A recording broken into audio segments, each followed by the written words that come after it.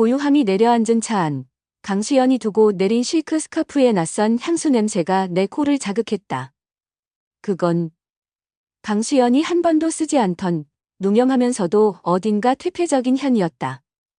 방금 목격한 장면처럼 그 향기는 아내의 것이 아니라고 소리 없는 아우성을 치는 듯했다. 대체 이게 무슨 상황이란 말인가? 심장이 제멋대로 날뛰었지만 애써 침착함을 유지하려 했다. 아니, 어쩌면 이미 반쯤은 예견했던 일일지도 모른다. 그저 외면하고 싶었을 뿐. 집에 돌아오니 새벽 3시가 훌쩍 넘은 시간. 강수연은 이미 침대에서 깊은 잠에 빠져 있었다. 아니, 어쩌면 자는 척하는 것일지도. 나는 소리 없이 그녀의 방문을 닫았다. 거실 소파에 털썩 주저앉아 온몸의 피로가 한꺼번에 몰려왔다. 머릿속은 뒤죽박죽 엉망이었다. 방금 전 호텔 앞에서 본 강수연의 모습, 그리고 그녀 옆에 있던 그 남자. 그들의 다정한 웃음소리가 환청처럼 귓가를 맴돌았다. 혹시 대리기사의 블랙박스에 뭔가 찍히지 않았을까? 하지만 이내 고개를 저었다. 그건 내 차가 아니었다. 오늘따라 왜 하필 내가 그 콜을 받게 된 걸까? 운명의 장난인가? 아니면 키련인가? 언제부터였을까? 강수연이 견하기 시작한 것이 돌이켜보면 꽤 오래전부터였던 것 같다. 내가 들인 건설에서 잘리고 대리운전을 시작한 후부터였을까? 아니, 그보다 더 이전이었을지도. 그녀는 미래보험 영업팀장으로 승진하면서부터 눈에 띄게 바빠졌다. 야근이 잦아졌고 주말에도 중요한 고객과의 미팅이라며 집을 비우는 날이 늘었다. 처음에는 그저 성공을 위해 열심히 사는 아내를 응원했다. 하지만 시간이 지날수록 그녀의 귀가 시간은 점점 늦어졌고 함께하는 시간은 줄어들었다. 그리고 언제부턴가 그녀는 휴대폰을 손에서 놓지 않았다. 마치 보물단지처럼 항상 품에 지니고 다녔고 언젠가부터 잠금 패턴도 복잡하게 바뀌어 있었다. 내가 슬쩍 화면을 보려 하면 질색하며 숨기기 일쑤였다. 자기야, 요즘 너무 바쁜 거 아니야? 건강도 좀 챙겨. 걱정스러운 내 말에 그녀는 날아서 할게. 당신이나 신경 써. 라며 차갑게 쏘아붙이곤 했다. 그 싸늘한 말투에 가슴 한구석이 시렸다. 한밤중에 거실에서 물을 마시던 나는 안방에서 새어나오는 희미한 불빛과 함께 강수연의 숨죽인 웃음소리를 들었다. 살금살금 다가가 문틈으로 엿보니 그녀는 어둠 속에서 휴대폰 액정에 얼굴을 파묻은 채 누군가와 메시지를 주고받고 있었다. 화면이 순간적으로 밝아지며 상대방의 이름이 언뜻 보였다. 이사님 키. 심장이 쿵 내려앉았다. 이사님 키? 박지훈 그 자식인가? 호텔에서 봤던 그 남자의 얼굴이 떠올랐다. 다음날 아침, 애써 태연한 척하며 물었다. 어젯밤에 누구랑 그렇게 재밌게 문자했어? 강수연은 화들짝 놀라며 얼굴이 굳어졌다. 무슨 소리야? 당신 잠꼬대 한 거 아니야? 그녀는 황급히 말을 돌리며 내 눈을 피했다. 그 순간 나는 확신했다. 무언가 잘못되어도 한참 잘못되었다는 것을. 우리 사이에 보이지 않는 벽은 점점 더 높아져만 갔다. 대화는 단절되었고 집안에는 어색한 침묵만이 감돌았다. 아이들마저 그 변화를 감지한 듯했다. 어느 날 저녁 초등학교에 다니는 딸 이서아가 내 옆에 앉아 작은 목소리로 물었다. 아빠, 엄마는 왜 요즘 아빠 보고 잘 안 웃어? 나랑 현우 오빠한테는 웃어주는데 아빠한테는 화난 사람 같아. 딸아이의 순진한 물음에 가슴이 미어지는 것 같았다. 나는 애써 웃으며 이서아의 머리를 쓰다듬었다. 엄마가 회사 일이 많아서 그래? 피곤해서 그런 거니까 서아는 걱정 안 해도 돼. 하지만 내 마음은 천갈래 만갈래 찢어지는 듯했다. 대체 어디서부터 잘못된 걸까? 우리가 어쩌다 이렇게까지 된 걸까? 이 지긋지긋한 의심의 고리를 끊어내고 싶었다. 하지만 어떻게? 그러던 어느 주말 오후 강수연이 회사 워크숍이라며 1박 2일로 집을 비웠다. 왠지 모를 불안감에 휩싸인 나는 무작정 그녀의 옷장을 뒤지기 시작했다. 마치 미친 사람처럼. 그리고 옷장 깊숙한 곳, 겨울 코트들 사이에 숨겨져 있던 작은 상자를 발견했다. 조심스럽게 열어본 상자 안에는 내가 한 번도 본 적 없는, 그리고 그녀의 분수에 맞지 않는 값비싼 보석들이 들어 있었다. 다이아몬드 목걸이, 사파이어 귀걸이, 그리고 남성용으로 보이는 고급 시계까지. 심장이 다시 한 번 거세게 방망이질하기 시작했다. 이건 뭐지? 이 보석들은 다 어디서 난 거지? 특히 저 남성용 시계는? 설마. 머릿속이 하얘지면서 온몸에 피가 싸늘하게 식는 것을 느꼈다. 이건 단순한 의심이 아니었다. 명백한 증거였다. 하지만 이것만으로는 부족했다. 더 확실한, 빼도 박도 못할 증거가 필요했다. 이 지옥 같은 상황을 끝내기 위해서라도 나는 이를 악물었다. 그래, 어떤 대가를 치르더라도 진실을 밝혀내고 말겠어. 그리고 그 진실이 무엇이든 나는 정면으로 마주할 것이다.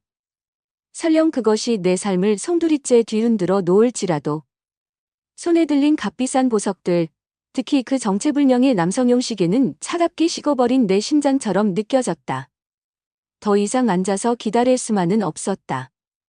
명백한 증거, 누구도 부인할 수 없는 증거를 찾아야만 했다.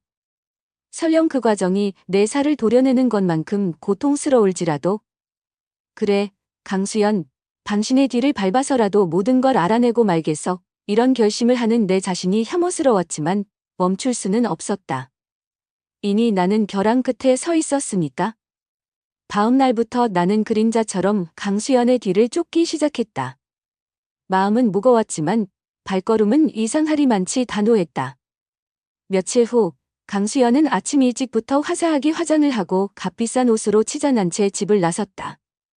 오늘 중요한 일에 보험 VIP 고객과 점심 약속이 있어서 좀 꾸몄어.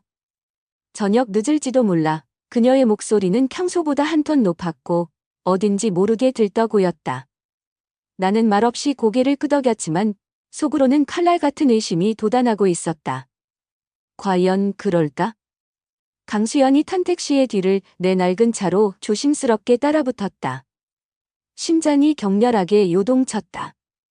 매 순간 모든 그 차로가 내가 원치 않는 진실로 향하는 길처럼 느껴졌다. 택시는 예상대로 번화한 도심으로 향했고 마침내 한 고급 레스토랑 앞에서 멈춰 섰다. 레스토랑 입구에는 이미 한 남자가 기다리고 있었다. 박지훈. 그놈이었다. 강수연은 택시에서 내리자마자 박지훈에게 달려가 활짝 웃으며 그의 팔짱을 꼈다. 두 사람은 너무나도 다정하게 이야기를 나누며 레스토랑 안으로 사라졌다. 나는 떨리는 손으로 그 모습을 휴대폰 카메라에 담았다. 셔터 소리가 마치 내 심장이 부서지는 소리처럼 들렸다. 분노와 절망감에 숨이 막혔다. 저녁 늦게까지 이어진 그들의 중요한 미팅은 내가 상상했던 것 이상으로 역겨웠다. 며칠 뒤 강수연은 또다시 거짓말을 했다. 주말에 일산 쪽으로 출장 가야 해. 새로 개발되는 신도시의 미래 보험 지점 개설 문제 때문에. 아마 하룻밤 자고 올 것 같아. 그녀의 뻔뻔한 거짓말에 이제는 헛웃음조차 나오지 않았다. 나는 이번에도 어김없이 그녀의 뒤를 밟았다. 그녀가 향한 곳은 일산의 번듯한 호텔이 아닌 외곽에 위치한 허름하지만 은밀해 보이는 모텔이었다. 박지훈은 이미 모텔 주차장에서 그녀를 기다리고 있었다. 두 사람은 익숙하게 손을 잡고 모텔 안으로 들어갔다. 나는 치밀어 오르는 구토감을 간신히 참으며 그 장면 역시 사진으로 남겼다. 가슴속에서는 무언가가 뜨겁게 울컥거렸다. 배신감, 그리고 처절한 슬픔이었다. 한때는 세상 전부였던 아내의 믿을 수 없는 모습. 그녀는 어쩌다 이렇게까지 망가져 버린 걸까? 나는 문득 강수연이 예전에 했던 말들을 떠올렸다. 박지훈 이사님은 우리 미래 보험의 정말 큰 고객이야. 이번에 대형 계약도 그분 덕분에 성사시켰고 여러모로 도움을 많이 받고 있어. 그때는 그 말을 고지곳대로 믿었다. 하지만 이제 와 생각하니 모든 것이 기만이었다. 나는 밤새 인터넷을 뒤져 박지훈이라는 남자에 대해 샅샅이 조사했다. 그는 국내 굴지의 건설 회사인 드림건설의 재무 담당 이사였다. 드림건설? 공교롭게도 내가 얼마 전까지만 해도 몸담았던, 그리고 하루아침에 내팽개쳐졌던 바로 그 회사였다. 기가 막힌 우연의 일치인가? 아니면 이것 또한 그들의 계획된 농간이었을까? 머릿속이 복잡하게 얽혀 들어갔다. 박지훈은 화려한 경력과 번듯한 외모를 가졌지만 어딘지 모르게 탐욕스럽고 비열한 인상을 풍겼다. 나는 그가 단순한 불륜상대가 아닐 수도 있다는 불길한 예감에 휩싸였다. 강수연의 이중생활은 생각보다 훨씬 더 추악하고 조직적이었다. 집에서는 다정한 아내이자 두 아이의 엄마 행세를 했지만 밖에서는 박지훈의 정부가 되어 온갖 현락을 즐기고 있었던 것이다. 그녀는 박지훈에게 값비싼 선물 공세를 받았고 그 대가로 무엇을 주었을까? 단순한 육체적 관계였을까? 아니면 그 이상의 무언가가 있었던 걸까? 내 안에 있던 마지막 한 조각의 믿음마저 산산조각 나는 순간이었다. 걷잡을 수 없는 배신감과 함께 강렬한 복수심이 온몸을 휘감았다. 그래, 이대로 무너질 수는 없다. 반드시 진실을 밝혀내고 그들에게 합당한 대가를 치르게 하리라. 나는 그들의 다음 미래 장소가 어디일지, 그곳에서 또 어떤 추악한 일들이 벌어질지 알아내야만 했다. 강수연의 화장대 서랍을 뒤지다 우연히 발견한 작은 수첩. 그 안에는 날짜와 함께 알 수 없는 야고, 그리고 호텔 이름으로 보이는 메모들이 적혀 있었다. 팰리스 H. 그누이 저녁 이 심장이 다시 한번 차갑게 가라앉았다. 이번 주 금요일, 바로 내일이었다. 나는 주먹을 불끈 쥐었다. 이제 모든 것을 끝낼 시간이 다가오고 있었다. 며칠 동안 강수연의 뒤를 밟으며 수집한 사진과 메모들은 차라리 악몽이기 바랐던 현실을 더욱 선명하게 각인시켰다. 하지만 그것만으로는 부족했다. 그들의 관계가 얼마나 깊은지, 얼마나 오래되었는지, 그리고 혹시 내가 모르는 또 다른 비밀이 숨겨져 있는 것은 아닌지 나는 알아야만 했다. 강수연의 휴대폰. 그 안에 모든 해답이 있을 거라는 강한 예감이 들었다. 하지만 어떻게? 철옹성처럼 비밀번호로 잠겨있는 그것을 열 방법이 막막했다. 그러던 어느 날 밤, 강수연은 여느 때처럼 회사 동료들과의 저녁 식사를 핑계로 늦게 귀가했다. 잔뜩 술에 취해 비틀거리며 방으로 들어가는 그녀의 손에서 휴대폰이 바닥으로 떨어졌다. 아, 깜짝이야.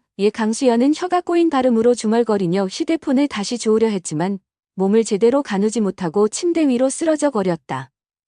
그리고 그대로 깊은 잠에 빠져들었다. 나는 숨을 죽인 채 그 모습을 지켜보다가 조심스럽게 그녀의 방으로 들어가 바닥에 떨어진 휴대폰을 집어들었다. 심장이 미친 듯이 뛰었다. 지금이 기회였다. 나는 거실로 나와 떨리는 손으로 휴대폰 전원을 켰다. 화면에는 어김없이 잠금 패턴을 요구하는 창이 나타났다. 아이들의 생일, 결혼기념일, 강수연의 생일. 온갖 숫자를 조합해 보았지만 소용없었다. 역시 그렇게 간단할 리가 없지. 좌절감에 빠져 포기하려던 순간 문득 강수연이 무심코 내뱉었던 말이 뇌리를 스쳤다. 우리 현우, 요즘 축구팀에서 등번호 10번 달고 에이스 노릇 톡톡히 한다니까. 얼마나 자랑스러운지 몰라, 설마. 나는 마지막 희망을 걸고 현우의 등번호와 관련된 숫자들을 조합해 패턴을 그리기 시작했다. 그리고 마침내 잠금 해제되었습니다라는 메시지와 함께 화면이 환하게 밝아졌다. 온몸에 소름이 돋았다. 믿을 수 없었다. 하지만 기쁨도 잠시, 곧이어 밀려올 끔찍한 진실에 대한 두려움에 손끝이 차갑게 식어갔다. 강수연의 휴대폰 화면이 밝아지고 메시지 앱을 여는 순간 나는 숨이 멎는 듯한 충격을 받았다.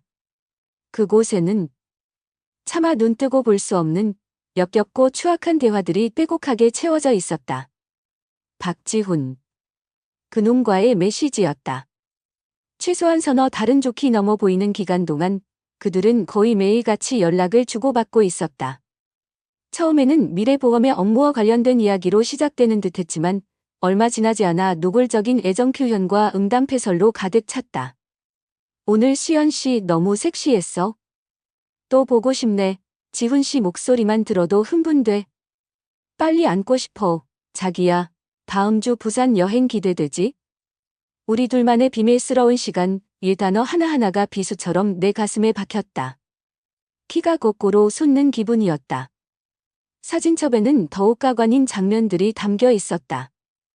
호텔방 안에서 서로에게 기대어 와인을 마시는 모습, 고급 레스토랑에서 다정하게 식사를 하는 모습, 심지어 침대 위에서 찍은 것으로 보이는 민만한 셀카까지.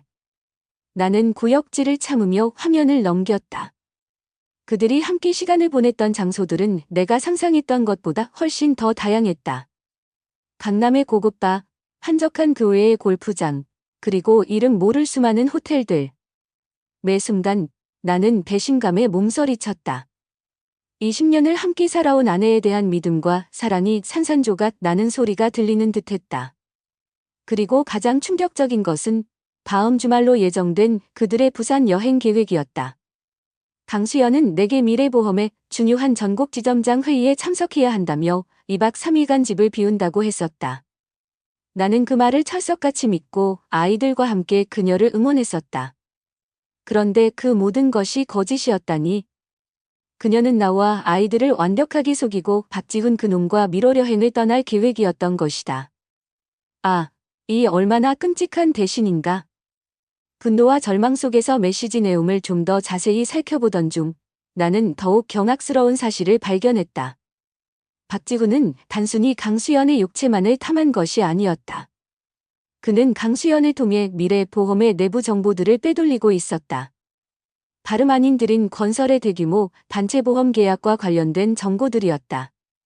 강수연은 박지훈에게 경쟁사들의 입찰 조건, 미래보험의 계약 조건 하한선 등 온갖 민감한 정보들을 실시간으로 넘기고 있었고, 박지훈은 그 정보를 이용해 드림건설의 유리한 조건으로 계약을 따내고 있었던 것이다. 이쯤 되면 단순한 불륜을 넘어선 명백한 범죄 행위였다. 내 아내 강수연은 박지훈의 꼭두각시가 되어 회사와 동료들을 배신하고 있었던 것이다. 더욱 소름 돋는 것은 박지훈의 메시지에서 풍기는 미묘한 분위기였다. 그는 강수연을 철저히 이용하면서도 마치 더 큰 그림을 그리고 있는 듯한 뉘앙스를 풍겼다. 드림건설 내부의 더 높은 윗선을 언급하며 이번 보험 계약건은 그저 작은 시작에 불과하다는 식의 말을 흘리기도 했다. 강수연은 아마도 그 깊은 속셈까지는 알지 못한 채 그저 박지훈이 제공하는 달콤한 한상과 육체적 쾌락에 빠져 허우적거리고 있는 듯 보였다. 나는 단순한 치정구디 피해자가 아니라 어쩌면 더 거대한 음모의 한가운데에 휘말리게 된 것일지도 모른다는 생각에 등골이 오싹해졌다. 이민준, 정신 차려야 한다. 이건 더 이상 너 혼자만의 문제가 아니야.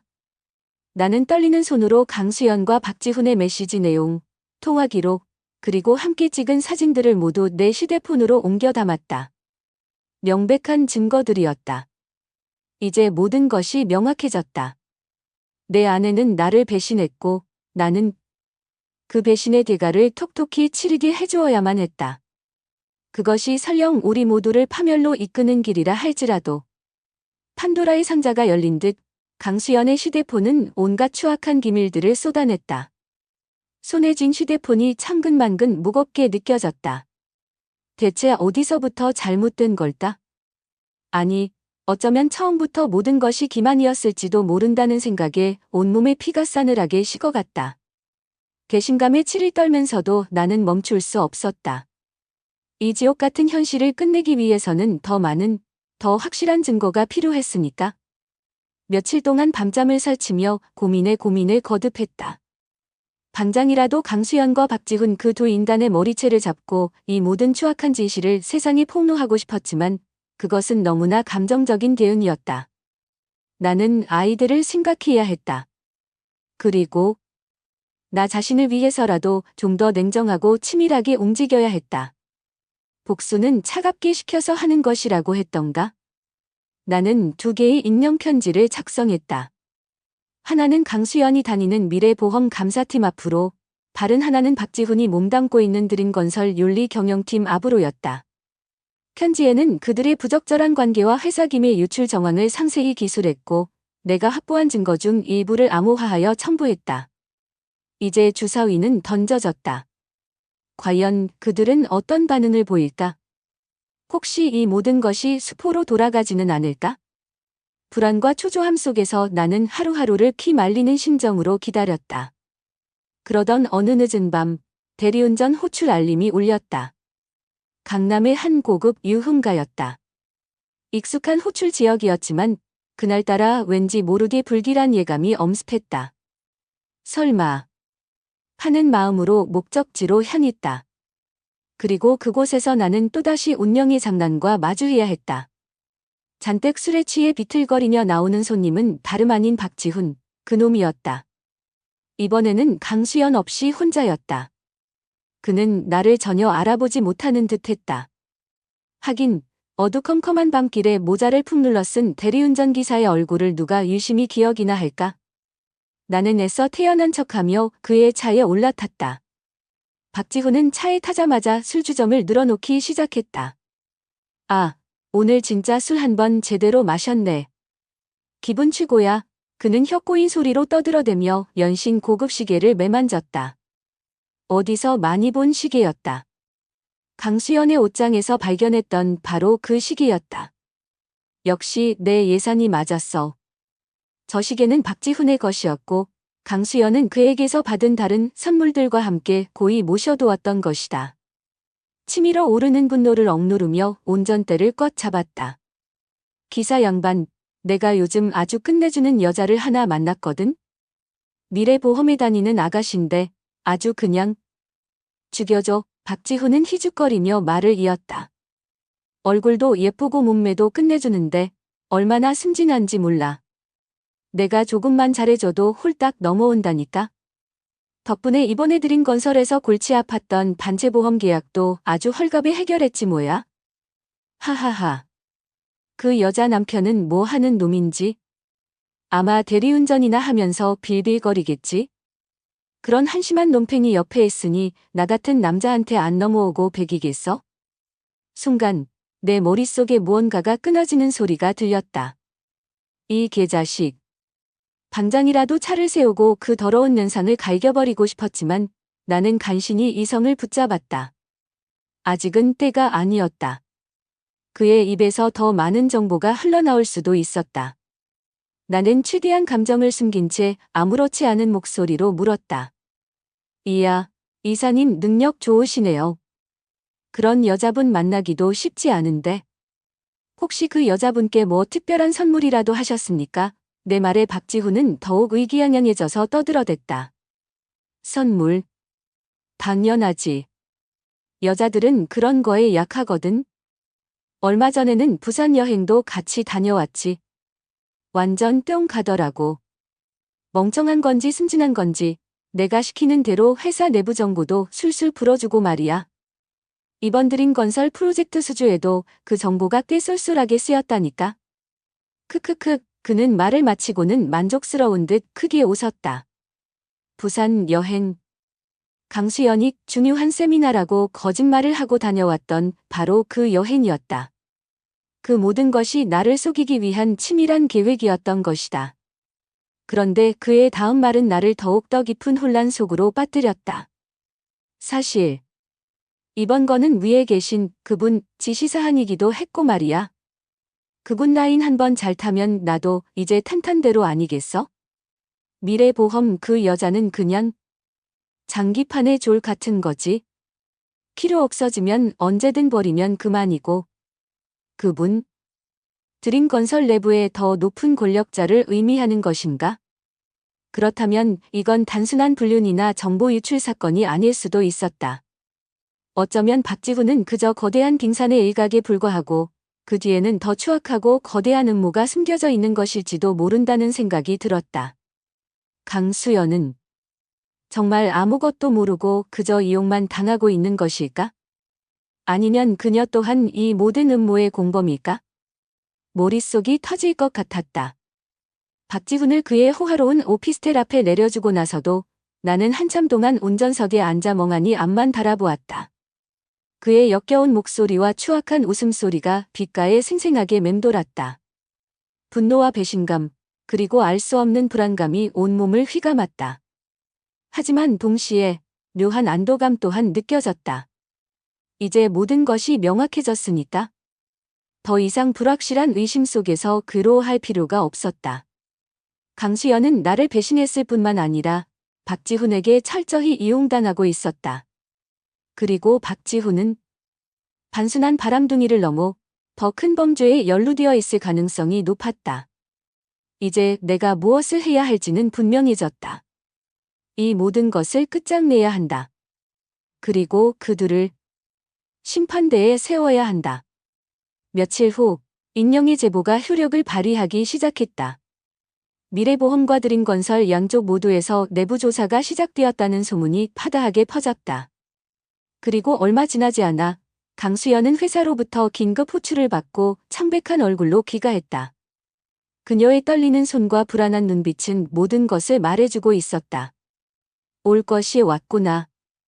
나는 이미 아이들을 주말 동안 친척 집에 보내놓았고 모든 증거자료는 안전하게 백업해둔 상태였다. 이제 마지막 단판만이 남아 있었다.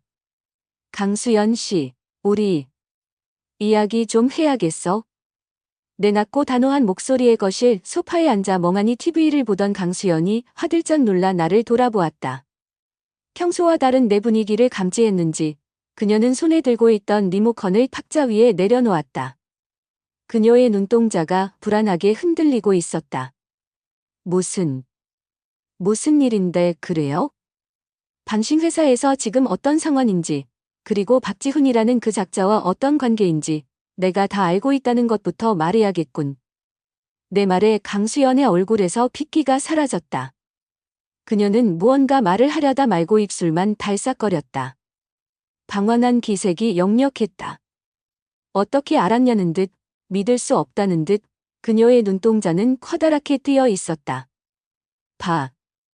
박지훈 이사님은 그냥 중요한 고객일 뿐이에요. 당신 지금 무슨 오해를 하는 거예요? 애써 침착한 척 둘러대는 그녀의 목소리가 가늘게 떨리고 있었다. 하지만 나는 더 이상 그녀의 거짓 연기에 속아 넘어가지 않았다. 거짓말 집어치워. 당신과 그놈이 팰리스 호텔에서 나오는 장면 똑똑히 내 눈으로 봤어. 그날 당신들을 태운 대리운전 기사가 바로 나였으니까. 내 외침에 강수연의 얼굴이 백지장처럼 하얗게 질렸다. 그녀는 마치 유령이라도 본 사람처럼 경악하며 나를 쳐다보았다. 그 순간 그녀의 모든 방어벽이 무너져 내리는 것을 느꼈다. 그리고 당신들끼리 주고받은 역겨운 메시지들, 통화 기록, 호텔과 레스토랑에서 만나 히히덕거리던 사진들, 심지어 당신이 박지훈에게 회사 내부 정보를 넘긴 증거까지 전부 다 내 손안에 있어. 어떻게 이런 짓을 할 수가 있지? 내 말이 이어질수록 강수연의 몸은 사시나무 떨리듯 떨리기 시작했다. 그녀는 더 이상 어떤 변명도 할 수 없다는 것을 깨달은 듯했다. 모든 것이 끝났다는 절망감이 그녀의 얼굴에 드리워졌다. 당신이었어. 회사에 제보한 게 당신이었냐고. 마침내 그녀의 입에서 커져나온 것은 원망 섞인 절규였다. 나는 차갑게 대답했다. 그래, 나야. 당신들의 더러운 행각을 더 이상 두고 볼 수 없었으니까. 강수연은 소파 위로 힘없이 주저앉았다. 그녀의 두 눈에서는 참았던 눈물이 본물처럼 터져나왔다. 그녀는 한동안 아무 말 없이 흐느끼기만 했다. 한참 후 고개를 든 그녀가 쉰 목소리로 물었다. 왜 이런 짓을 한 거예요? 대체 왜? 기가 막혔다. 적반하장도 유분수지.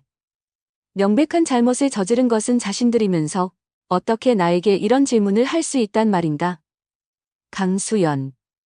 그 질문은 내가 아니라 당신이 대답해야 할 질문이야. 왜 이런 짓을 했지? 우리의 20년 결혼 생활, 그리고 우리 아이들. 그 모든 것을 버릴 만큼 박지훈 그 자식이 중요했나? 내 추궁의 강수연은 다시 고개를 숙였다. 그녀의 어깨가 가늘게 떨리고 있었다.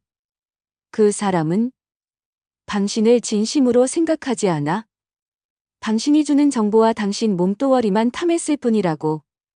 내가 직접 그놈 입으로 똑똑히 들었어. 뭐라고요? 박지훈이 대리운전을 불렀을 때 내가 그를 태웠고 그가 술에 취해 짓거렸던 모든 이야기를 강수연에게 들려주었다. 그녀가 얼마나 쉽게 넘어왔는지, 그녀의 남편인 나를 얼마나 한심하게 생각하는지, 그리고 그녀를 어떻게 이용하고 있는지에 대한 이야기들을. 내 이야기가 이어질수록 강수연의 표정은 충격과 분노, 그리고 뒤늦은 깨달음으로 일그러져 갔다. 그녀는 자신이 얼마나 어리석었는지, 그리고 박지훈이라는 남자가 얼마나 악랄한 인간이었는지 비로소 깨달은 듯했다. 난 그냥 외로웠어요. 이 한참 만에 강수연이 입을 열었다. 당신이 시집하고 나서 매일 술만 마시고 나한테 신경도 안 써주고 그때 박지훈 이사님이 다정하게 대해줬어요. 내 능력도 인정해주고 그래서 잠깐 흔들렸던 거예요. 그녀의 변명은 구차했다. 외로움, 인정받고 싶은 욕구, 그래서 가정을 버리고 다른 남자를 만났다는 건가? 나는 매일 밤낮으로 대리운전을 하며 망가진 가정을 어떻게든 일으켜 세우려 발버둥 쳤다. 이력서를 수십 통 넣고 면접을 보러 다니며 재기하기 위해 노력했다. 그런데 그녀의 눈에는 내가 아무 노력도 하지 않는 무능한 남편으로만 보였던 것이다. 가슴 한구석에서 뜨거운 것이 울컥 치밀어 올랐다. 당신이 지금껏 저지른 일들이 어떤 결과를 가져올지 생각해봤나? 회사에서 해고되는 건 물론이고 회사 정보 유출은 심각한 계약 위반이야. 법적인 문제까지 휘말릴 수 있다고. 내 말에 강수연의 눈에 공포가 오렸다. 그녀는 자신의 행동이 얼마나 심각한 결과를 초래할지 이제야 깨달은 듯했다. 제발 그렇게만은 하지 말아주세요. 내 커리어가, 내 인생이 망가진다고요. 강수연은 내 앞에 무릎을 꿇고 빌기 시작했다. 여보, 미안해요. 정말 잘못했어요. 내가 어떻게 이런 짓을. 제발 날 용서해줘요. 네. 그녀의 처절한 모습에 잠시 마음이 흔들렸다. 20년을 함께한 아내이자 내 아이들의 엄마. 하지만 동시에 나를 깊이 배신한 여자. 지금 당장 그녀를 용서하기는 어려웠다. 하지만 한 가지는 분명했다. 우리 관계는 이제 돌이킬 수 없을 만큼 망가져 버렸다는 것을. 용서? 지금은 그런 말 하기 어렵군. 하지만 한 가지는 확실해. 우리 관계는 이제 끝났어. 강수연은 고개를 들고 내 눈을 바라보았다. 그녀의 눈에는 두려움과 후회, 그리고 절망이 가득했다. 그럼 이제 우린 어떻게 되는 거예요? 일단 모든 것을 정리해야겠지. 법적으로, 그리고 감정적으로. 나는 침실로 들어가 미리 준비해둔 서류 가방을 가져왔다. 그 안에는 변호사와 상담하여 작성한 이혼 합의서 초안이 들어 있었다. 나는 그것을 강수연 앞에 내밀었다. 이건 이혼 합의서야. 우리 둘 다 이제 냉정하게 현실을 받아들여야 할 때가 온 것 같군. 차갑게 식은 커피잔 너머로 보이는 이혼 합의서. 그것은 지난 20년간의 결혼 생활에 대한 사망 선고나 다름없었다. 하지만 동시에 이 지긋지긋한 악몽을 끝내고 새로운 삶을 시작할 수 있다는 한 줄기 희망이기도 했다. 과연 나는 이 고통스러운 현실을 딛고 다시 일어설 수 있을까? 아니, 일어서야만 했다. 나 자신을 위해서, 그리고 무엇보다 사랑하는 내 아이들, 현우와 서아를 위해서. 이혼 절차는 생각보다 더디게 진행되었다. 그 사이 강수연은 미래보험에서 결국 해고 통보를 받았다. 회사 내부 정보 유출 및 품위 손상 등의 사유였다. 한때 잘나가던 커리어 우먼이었던 그녀는 하루아침에 실업자 신세로 전락했고 극심한 정신적 충격에 시달리는 듯했다. 박지훈 그놈 역시 드림건설에서 쫓겨났다는 소식이 들려왔다. 그가 연루되었던 검은 거래들이 꼬리에 꼬리를 물고 드러나면서 단순한 해고를 넘어 법적 처벌까지 받을 위기에 처했다는 이야기도 심심치 않게 들려왔다. 어쩌면 그가 언급했던 윗선까지 수사가 확대될지도 모를 일이었다. 그들의 몰락을 지켜보면서도 내 마음은 복잡 미묘했다. 통쾌함보다는 씁쓸함이 더 컸던 것 같다.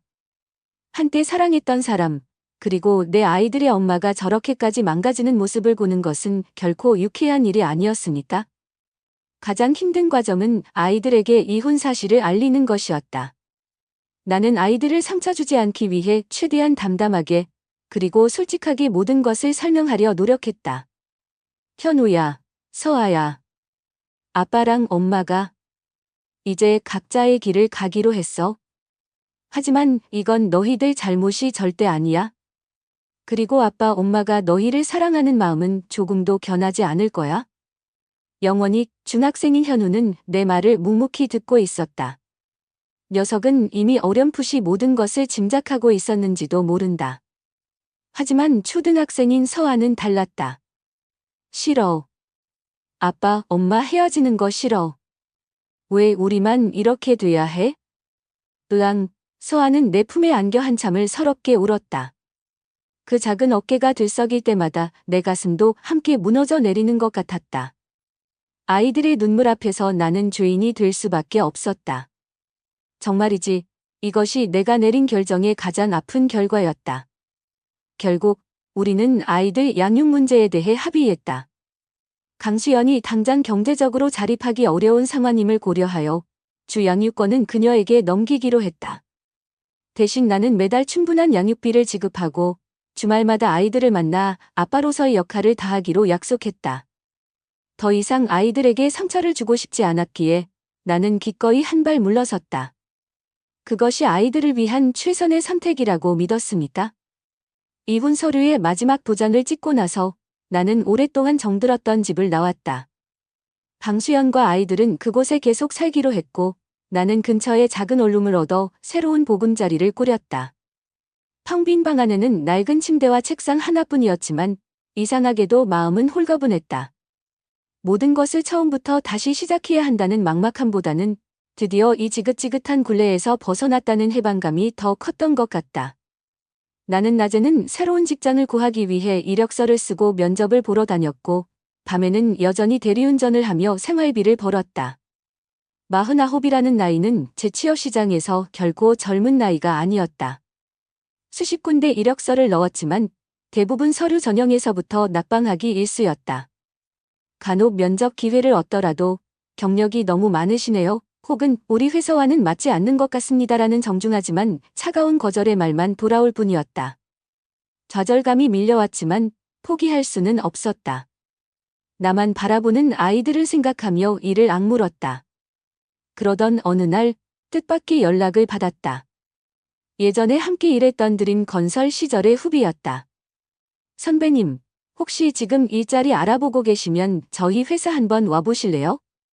작은 중소기업이긴 한데 선배님 경력이면 충분히. 유 후배의 갑작스러운 제안에 나는 반신반의했지만 지푸라기라도 잡는 심정으로 면접에 응했다. 그리고 놀랍게도 합격 통보를 받았다. 급여는 예전 드림 건설 시절에 비하면 턱없이 부족했지만 안정적인 직장이 생겼다는 사실만으로도 눈물이 핑돌 정도로 감사했다. 드디어 나도 다시 시작할 수 있다는 희망이 보이기 시작했다. 새로운 회사에서의 생활은 생각보다 빠르게 적응되었다. 비록 규모는 작았지만 동료들은 따뜻했고 나는 내 경험과 노하우를 살려 회사에 기여할 수 있다는 사실에 큰 보람을 느꼈다.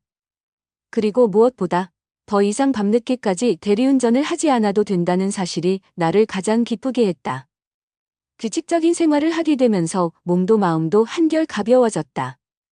주말이면 어김없이 아이들을 만났다. 처음에는 어색해하던 아이들도 금세 예전처럼 나를 따랐고 우리는 함께 놀이공원에 가거나 영화를 보며 소중한 시간을 보냈다. 아이들의 웃음소리를 들을 때면 지난날의 아픔과 고통이 눈 녹듯 사라지는 것 같았다.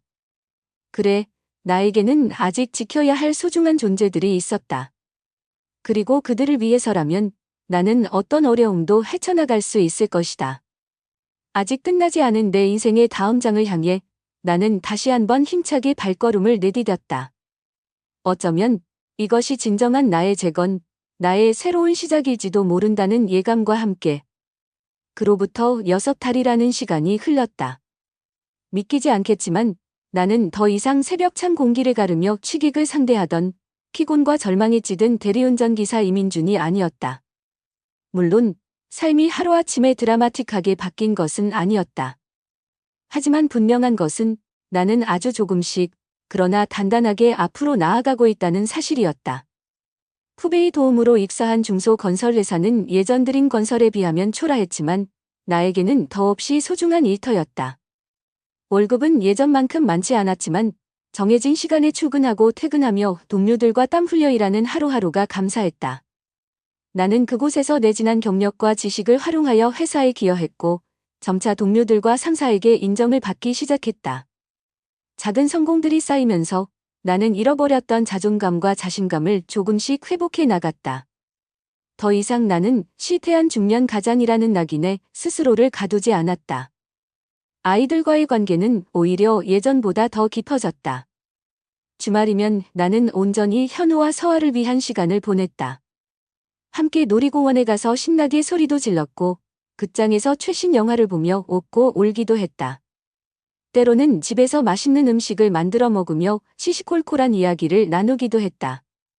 아이들은 그런 나를 예전보다 더 편안하게 대했고 특히 사춘기에 접어든 현우는 종종 내게 자신의 고민을 털어놓기도 했다. 아빠, 솔직히 처음에는 아빠랑 엄마가 헤어진다고 했을 때 너무 화나고 믿기 싫었어요. 왜 우리 가족만 이렇게 되어야 하나 싶기도 했고요. 어느 날 저녁, 현우는 내 옆에 앉아 조심스럽게 속마음을 꺼냈다. 하지만 지금 생각해보면 그때보다 지금 아빠가 훨씬 더 행복해 보여요. 예전에는 항상 지쳐 보이고 웃는 모습도 거의 못 봤거든요. 녀석이 말에 나는 깜짝 놀랐다. 내가 행복해 보인다고? 그 말을 듣고 나서야 나는 깨달았다. 정말로 내가 이전보다 더 행복하다는 사실을. 고통스러운 시간이었지만 어쩌면 그 변화가 나를 더 나은 곳으로 이끌어준 것일지도 모른다는 생각이 들었다. 나는 현우의 어깨를 두드리며 말했다. 그래, 아들. 아빠도 가끔은 모든 게 꿈만 같아.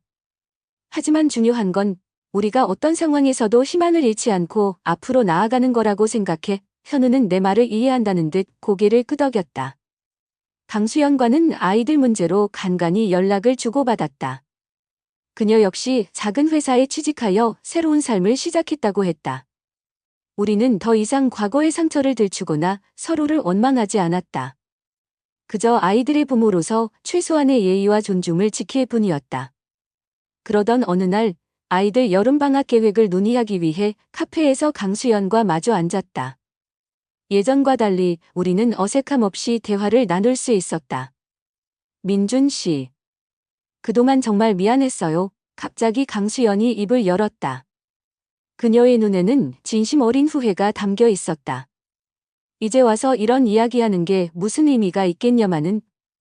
그래도 꼭 말하고 싶었어요. 당신이 아니었다면 난 아마 지금쯤 더 큰 실수를 저지르고 있었을 거예요. 박지훈 같은 인간에게 계속 이용당하면서 나락으로 떨어졌겠죠. 당신이 모든 걸 밝혀줘서. 그래서 내가 그 지옥에서 빠져나올 수 있었어요. 정말 고마워요. 나는 그녀의 말에 아무 대답도 하지 않았다. 이미 지나간 과거에 대해 더 이상 감정을 소모하고 싶지 않았다. 다만 그녀가 자신의 잘못을 진심으로 뉘우치고 새로운 삶을 살아가길 바랄 뿐이었다. 나는 화제를 돌려 아이들 이야기를 꺼냈고 우리는 한참 동안 아이들의 학교 생활과 장래 희망에 대해 이야기를 나누었다. 카페를 나서며 우리는 어색하지만 진심이 담긴 악수를 나누었다. 어쩌면 이것이 우리 관계의 진정한 마지막 모습일지도 몰랐다. 집으로 돌아오는 길, 문득 하늘을 올려다보았다. 맑고 푸른 하늘이 끝없이 펼쳐져 있었다. 마치 내 앞에 펼쳐진 새로운 미래처럼. 한때는 배신감과 분노, 그리고 절망으로 가득 찼던 내 마음에도 이제는 평온함과 희망이라는 감정이 조금씩 차오르고 있었다. 그날 밤 아내와 낯선 남자가 호텔에서 나오는 모습을 목격했던 그 순간은 분명 내 인생 최악의 순간이었다. 하지만 동시에 그 사건은 내 삶의 전환점이 되어주었다. 처음에는 모든 것이 무너져 내릴 것만 같았지만 결국 그 시련은 나를 더욱 강하게 만들어주었고 진정한 행복이 무엇인지 깨닫게 해주었다.